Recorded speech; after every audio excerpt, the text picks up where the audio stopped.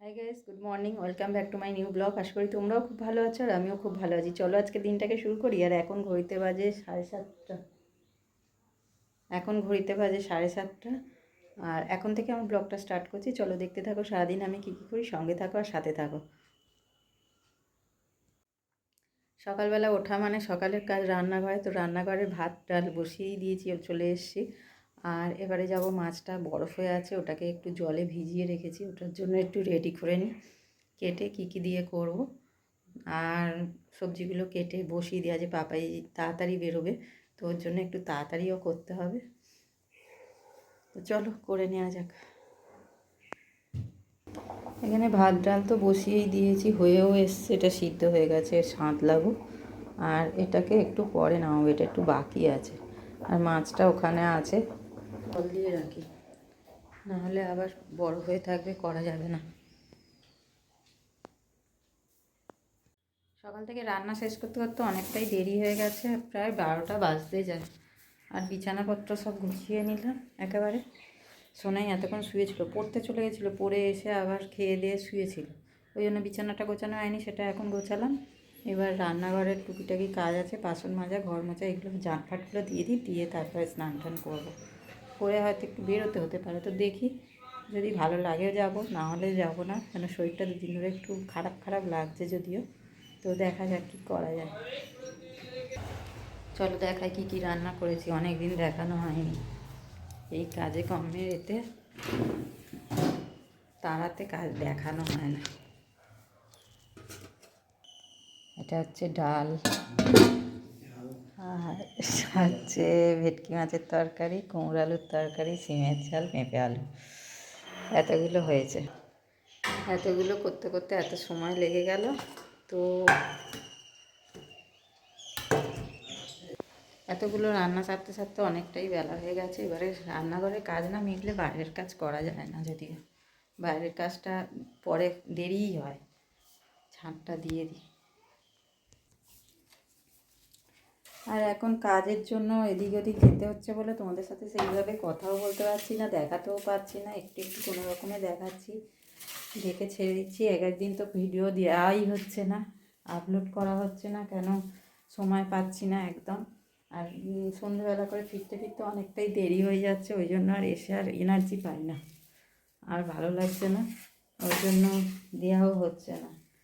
এই কাজটা না মেটা পর্যন্ত আমার শান্তি নেই, মানে রেগুলারই আমার কাজের চাপ আর চাপ। কালকে রাত্রিরে আমি ব্লগটা শেষও করিনি, কেন জানো? দাঁড়া, কালকে আমি ব্লগটা শেষ করতেও পারিনি, কেন? রাত্রিবেলায় রান্না করতে করতে দেরি হয়ে গেছে, রুটি করতে করতে তোমাদের দেখালাম তো, তখনই তো মনে হয় প্রায় 10টার বেশি বেজে গেছে।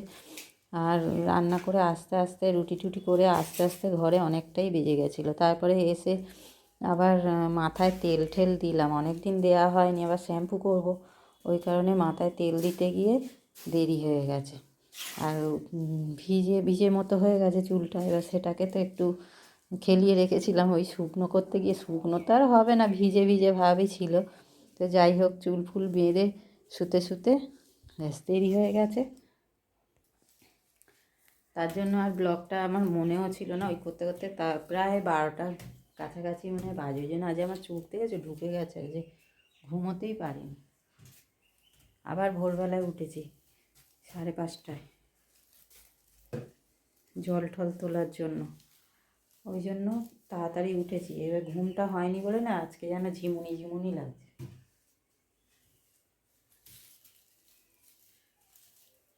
শরীরে ঘুমটা না হলে দেখবে শরীর যেন একটা অলসতা ভাব থাকে শরীরের মধ্যে।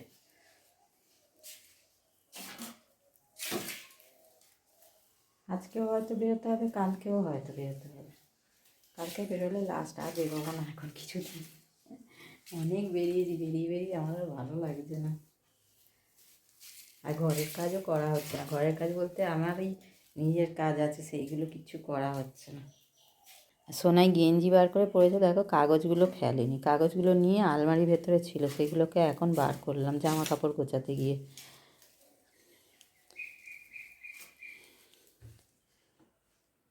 ঝাঁট দিয়ে দিই, কাজগুলো করে নিই ঝট করে, দাঁড়াও।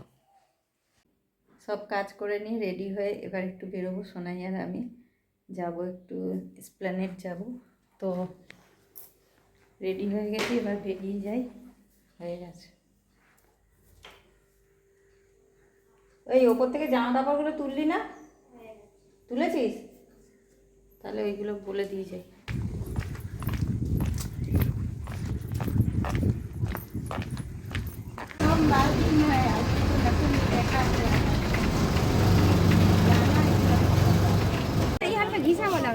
কাকে ফোন কি ফোন করে কি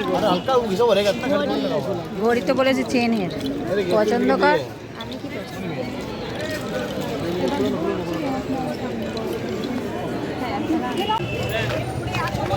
ওই ভেতরের দোকানটা পুরো বন্ধ, অনেকক্ষণ ধরে দেখছি জামা পাচ্ছে না।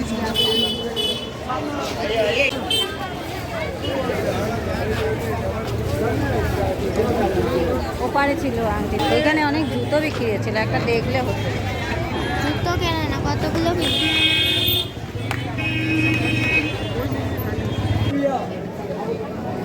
বড় আংটি না ছোট আংটি? ওইটার সাথে তো স্টোনের তো হাত কানের পড়ি, তাহলে স্টোনের নিতে হবে তো, ওই সাদা স্টোনটা পড়লেই তো হয়ে যাবে। ওটা আমি পরবো না। তাহলে অন্য আবার কি করবো?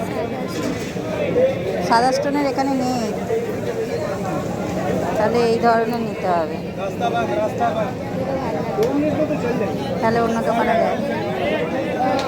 হ্যাঁ, ভাল লাগছে না। চলে এলাম বাড়িতে, এবারে এসে চেঞ্জ করব, তারপরে রুটি করতে হবে। রুটি তো মনে হয়ে গেছে, দেখি গিয়ে। এসে বসে পড়েছি, বসে কি করছি জানো, ঝালমুড়ি কিনেছিলাম, অনেকদিন ঝালমুড়ি খাইনি বলে রাস্তায় দেখতে পেয়েছি, কিনেছিলাম, কিনে আর খাওয়া হয়নি। বাস এসে গেছে, উঠে পড়েছি। আর আজকে না গেছি, রাস্তাঘাট যেন ফাঁকা ফাঁকা লাগছে, বুঝতে পারিনি। রাজে তো ভাবলাম, তারপরে ভাবলাম যে আজকে তো ছুটির দিন, আজকে মুসলিমদের কিছু একটা আছে, তো ওই জন্য সব ফাঁকা ফাঁকা রাস্তাঘাটগুলো, আর দোকানগুলোও কম কম বসেছে। দেখে টেকে তারপরে চলেই আসছিলাম, কিছু নেওয়া হবে না বলে। তারপরে আমি বলি আবার আর একদিন আসতে হবে, ওকে বলি যা পছন্দ হচ্ছে একটা দেখে নিয়ে চল, আর ভালো লাগছে না। আর বাড়িতে এসছি পুরো মাথা যন্ত্রণা হচ্ছে, গাড়ির হাওয়াটা লেগেছে, আর আমাদের এই দিকে যত আসছি তত ঠান্ডা, এবার ঠান্ডা হাওয়াটা লেগে গেছে না মাথায়, মাথাটা খুব যন্ত্রণা করছে। ওই জন্য এসে বসে ঝালমুড়িটা খেয়ে আর জল খেলাম, একটু জল খেয়ে আর বসে আছি, ভালো লাগছে না, মনে হচ্ছে যেন এক্ষুনি শুয়ে পড়বো। খাবো একটু পরে, খাবো 9:30 বাজে তো, 10টার দিকে খেয়ে আর শুয়ে পড়বো আজ একটু তাড়াতাড়ি, কেন গতকাল রাতে অনেক রাতে ঘুমিয়েছি, এদিকে ভোরবেলায় আবার 5:30 বাজেনি উঠে পড়েছি, ঘুমটা হয়নি।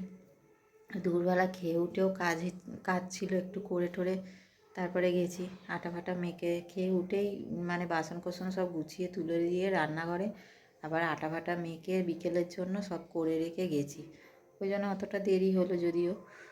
আর